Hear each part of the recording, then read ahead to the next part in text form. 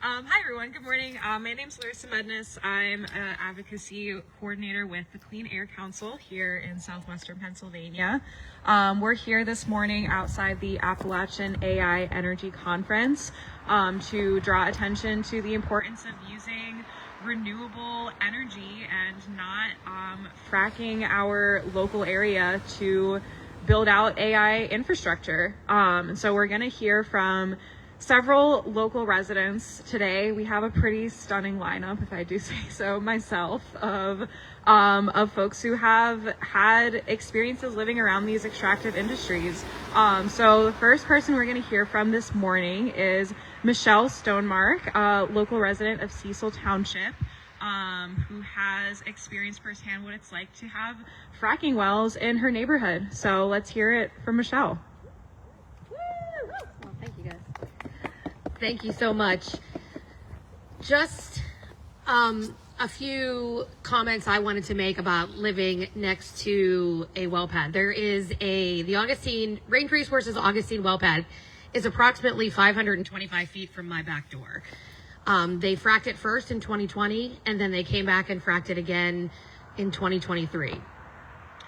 Living next to that kind of industry is not only been detrimental to mine and my family's health. I could comment on a number of things we've experienced, the least of which being loss of sleep on several occasions. I mean, there would be months where we would go without sleep. We had problems with nosebleeds, headache, and nausea. The headaches and nausea were probably the two biggest things that we experienced while living next to the well pad. The problem also arises in our house with the proximity because of the low-level DBAs that are sent off from the well pad. Our house would actually shake. The pictures on my walls rattle. I have video of water shaking in a glass on my table. There were times where you couldn't stand in certain rooms of the house, depending on which well they were drilling. The worst we experienced, was in our kitchen. You would feel it in your chest and in your head. The vibrations just penetrating all through your body. I contacted Range on several occasions to come out and do something about it. They all said that they were within their rights to be doing what they were doing, and nothing was done. So my family just had to suffer. And until regulations are put into place to further protect people, we can't let Range and other oil and gas companies come in and drill another 1,800 wells in our area. It is just astronomical to me that they would even consider, with the amount of wells that are already here and the amount it's already impacting our daily lives, that they want to come and do more is just such a threat to our health, our safety, our well-being. I can't express enough how much this has had an impact on mine and my family's mental health. The anxiety we would feel on a daily basis, just stressed out about, is something going to happen? My oldest daughter had so many issues with the vibrations in her room that she would feel like she was coming out of her skin. She felt like bugs were crawling on her. I had to take her to several doctors on several different occasions. She had some more severe problems as well, which we had addressed, but I don't want to discuss that for personal reasons for her.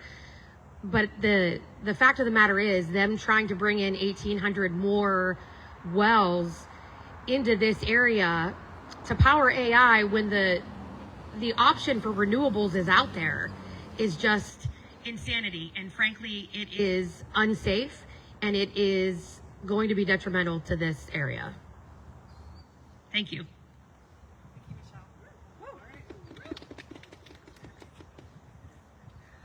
All right, thank you, Michelle, for sharing your story. Next, we're going to hear from Hillary O'Toole, Executive Director of Beaver County Marcellus Awareness Community and local resident of Beaver County. So take it away, Hillary.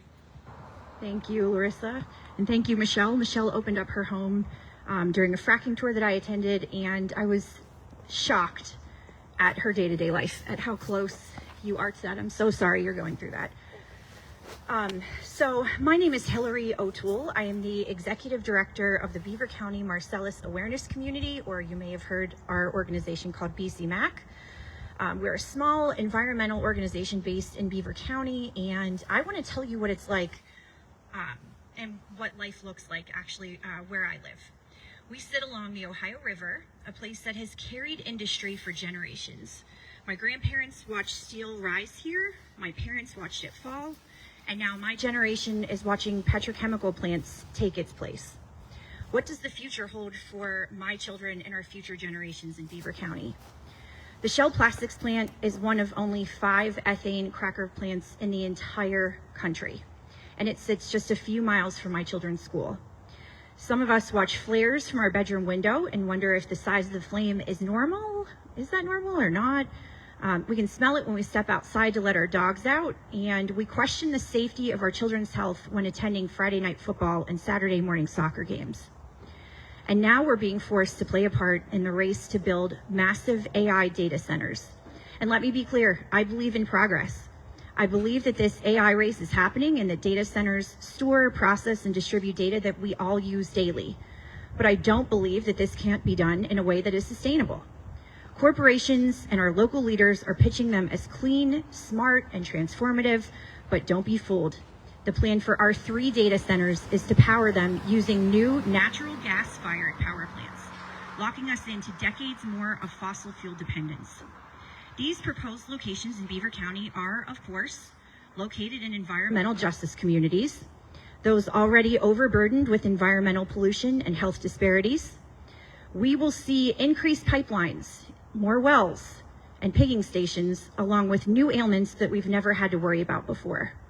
And we'll undoubtedly be told that we have absolutely nothing to worry about.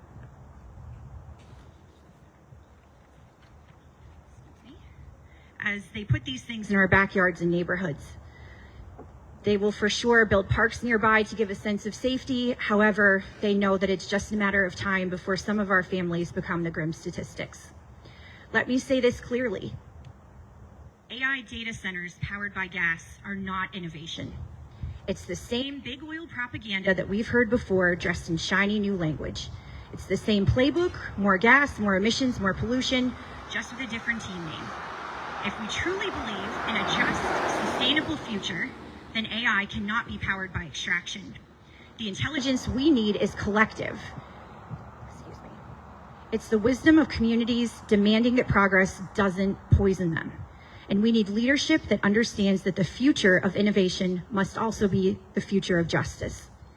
We have options: solar, wind, and water-powered energy, clean, reliable sources that already exist and can sustain our communities without sacrificing our health.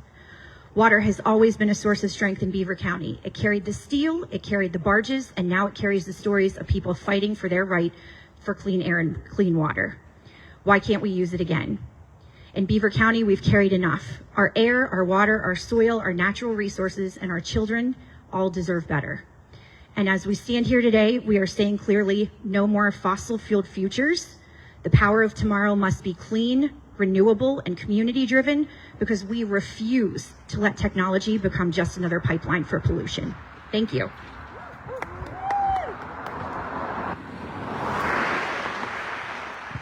right, thank you, Hillary. All right, I'm getting more in front of the camera. Next, we're going to hear from Kat Lodge, a local resident of Washington County. So come on up, Kat.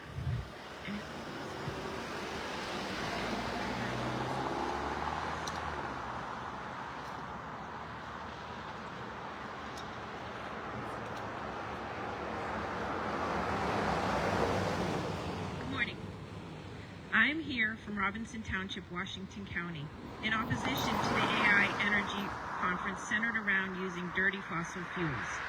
20 years ago, we braced after hearing from Mount Pleasant Township residents when the Wren's well was fracked. We braced when the Gula wells were fracked. We braced each time someone lost their clean drinking water, lost their livestock due to strange illnesses. Someone's land became contaminated from blowouts. or suffered erosion and sedimentation degradation, and when radioactive containers from fracking sat in our townships. We learned that our friends and neighbors had benzene and formaldehyde rain down on them after pigging events. We learned that the water collected after fracking is called flowback and has radioactive material in it, and that companies like to reuse this water and store it near us. We learned that area children living near natural gas development got rare cancers. We watched in horror in 2018 when Energy Transfer's Revolution pipeline in Beaver County exploded, eviscerating a home and the pets inside.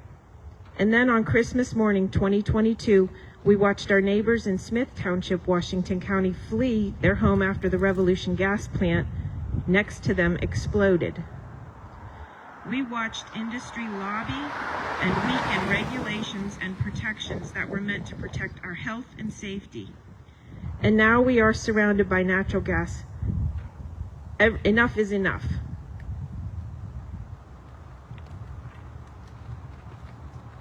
Washington County does not need or want more gas extraction. We want our health and protections from negative effects of the gas industry. We want a future with jobs that will bring us prosperity and growth, not pollution and decay. Robinson Township has a business district next to the densely populated boroughs of McDonald and Midway. The business district was once promised warehouses, stores, and even a hockey rink on land owned by Imperial Land Corporation. Yet now Range Resources, Imperial Land Corporation, and Liberty Energy are considering Robinson Township for data center campuses, fueled by natural gas. This is a horrible idea with no benefit to the community. This would require hundreds of new gas wells to power it. Pennsylvania's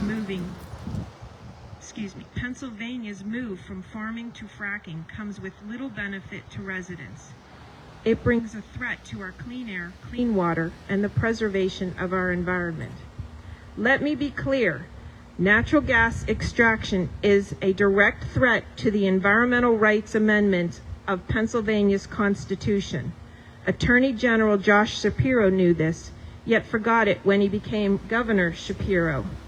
Data centers fueled from more gas wells means more harm to those in the frack zone. We need a better future for Robinson Township, Washington County, and Pennsylvania, no matter what Governor Shapiro says, no matter what Mr. McCormick says. We do not want data centers fueled by natural gas. We do not want more fossil fuel extraction. Thank you.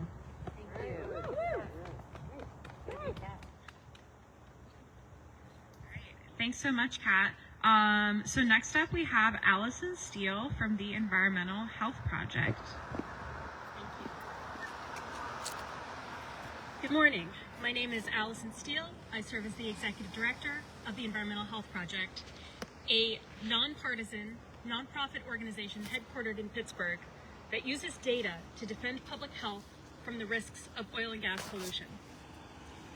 Since the beginning of the fracking boom in Pennsylvania, residents living near gas infrastructure, by which I mean well pads, pipelines, compressor stations, power plants, and landfills that accept fracking waste, have had concerns about their health being impacted. My organization, EHP, was founded more than a decade ago because frontline residents felt they had nowhere to turn to get information about the health risks of fracking and gas development. Not from their doctors, not from state agencies, not from research institutions, which were only just beginning to look at this issue at the time. But now, after years of research, dozens of peer-reviewed epidemiological studies, and hundreds more investigations into the health impacts of oil and gas development, we know that there are significant health risks to those who live, work, and play near this infrastructure, including respiratory and cardiovascular disease, mental health and reproductive impacts, cancers, hospitalizations, and early mortality. These negative impacts from our continued dependence on fossil fuels are felt beyond frontline communities too.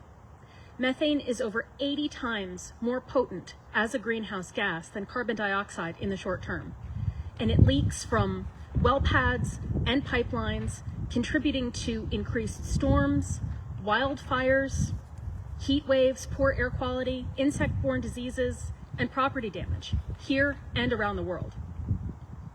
We cannot maintain, let alone increase, our dependence on fossil fuels, as is being suggested to support this data center boom.